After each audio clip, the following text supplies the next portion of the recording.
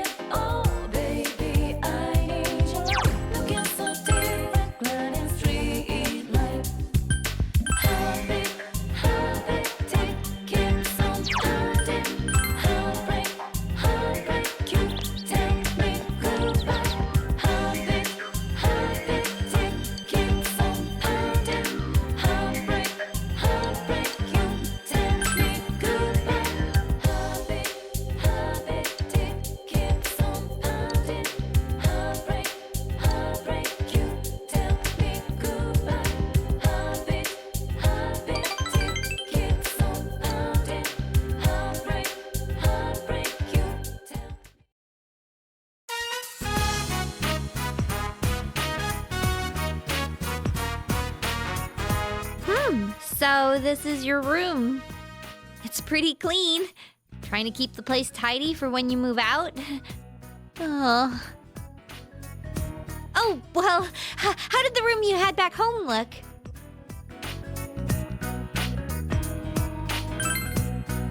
Huh? It was neater than this?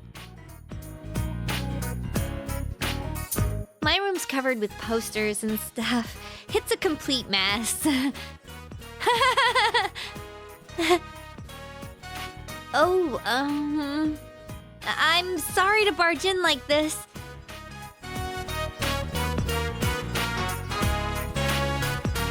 Well, see, there's something I want you to hear. Only you. I still don't have a clue what my good points are, but I thought I could just keep on searching. I was thinking maybe both of us together?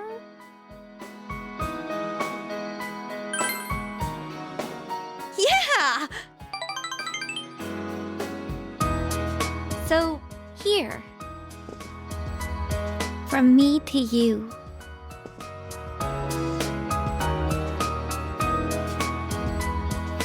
Oh, and it's new, so it's clean. It makes a matching pair with mine. I think this power of mine is what I wanted all along. The power to protect everyone. I understand now. I'm not supposed to use it to become more self-reliant. I'm supposed to use this power to protect people. Yukiko, my friends, my family, this town, and you.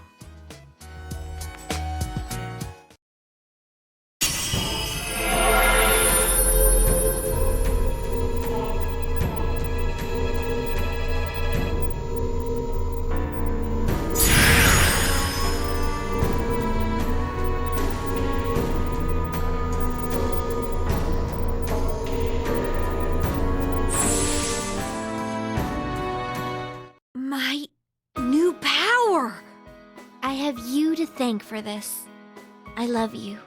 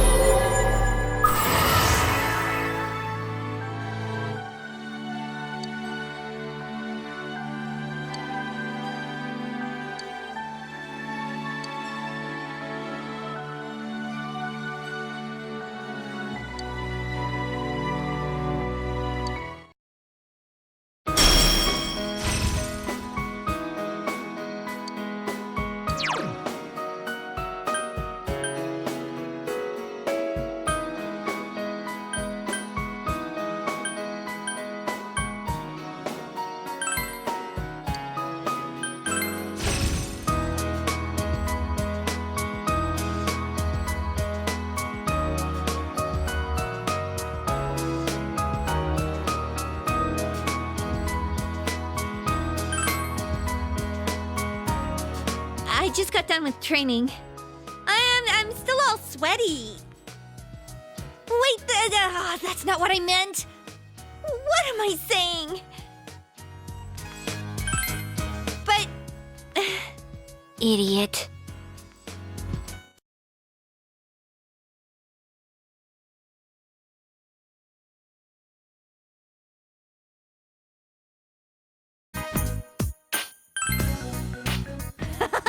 Yeah? Oh, that makes me feel better. My room...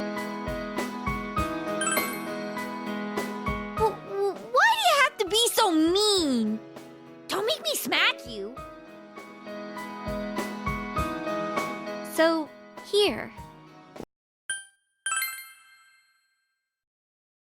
Say something, idiot.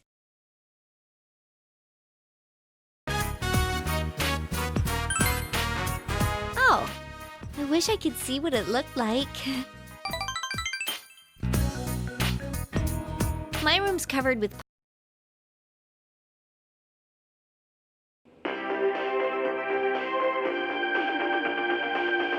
Good evening, and welcome to Nightline's special Night Watch report. A suspect in the murders in Inaba was safely arrested recently. But what few people know is that the mastermind who brought him to justice was a high school detective. Tonight's report will focus on this detective prince, Naoto Shirogane, whose handsome looks are sweeping the nation. Thanks for being on the show. No. The pleasure is all mine.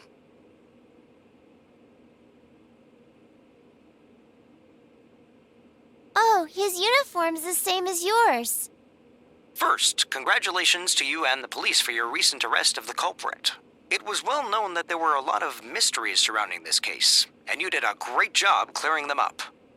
I'd hesitate to say that the matter is cleared up as such.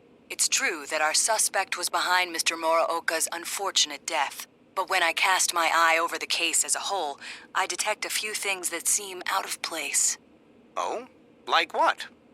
Unfortunately, I cannot divulge details at this time, but this matter claimed the lives of 3 people. Hence, I believe even the smallest inconsistency must be investigated.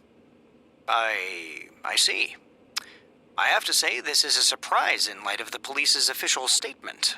Now for our next segment, the Detective Prince's true identity, where Naoto-kun tells us a little bit about himself.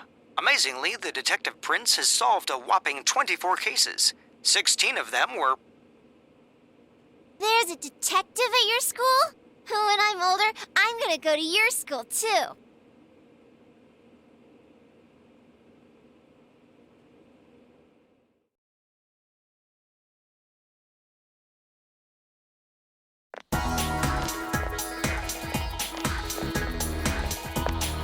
Hi, Senpai.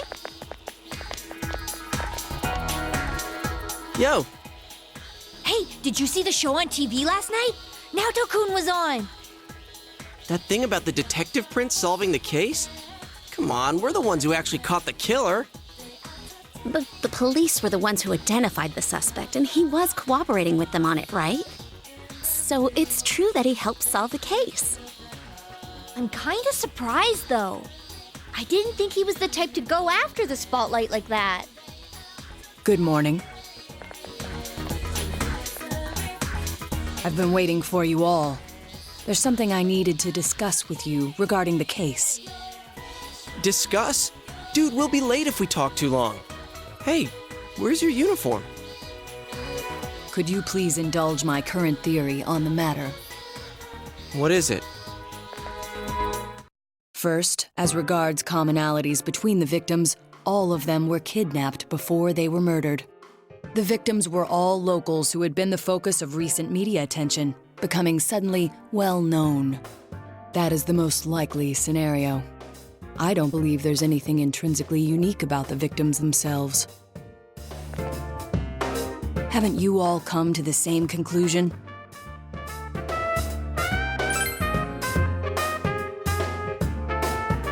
Then allow me to state my point. Will you admit that a number of you fit these identical circumstances? There was a long interval between the second and third deaths in this case. But after I applied the aforementioned criteria, I discovered several similar disappearances had taken place. Yukiko Amagi, Kanji Tatsumi, Rise Kujikawa. All of you disappeared shortly after being shown on TV. Either you escaped death somehow, or you faked your own disappearances in order to divert attention from yourselves. Since some of you had ties to the victims, there came a point where I suspected one of you must be the culprit. You thought one of us was the killer? Oh, you can't be serious. This was a prior theory, since discarded. Putting together everything I've learned until this moment, I believe exactly the opposite. You aren't the culprits. You may, in fact, be the only ones with the means to pursue the true perpetrator. Seen as a joining of forces between the rescued, everything falls into place. Of course, this is all speculation. There is in fact a flaw in the theory. It doesn't account for the third incident, Mr. Muraoka's murder. He has never been broadcast on television, and neither did he ever disappear. We must also consider the condition of his corpse. The first 2 victims are still listed with an unknown cause of death. But Mr. Muraoka died of an easily identifiable blunt force trauma to the occipital cranium. The police have not satisfactorily resolved this discrepancy, Yet they are desperate to close the case. Further action will be necessary to obtain some sort of decisive evidence. Further action? What do you mean? Well, whatever the outcome, the evidence should come to light. You said something interesting to me not long ago. Hey, where are you going? This is not a game for me either. Naoto-kun?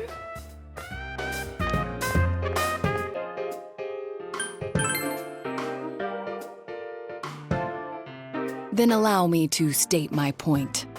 Will you admit that a number of you fit these identical circumstances?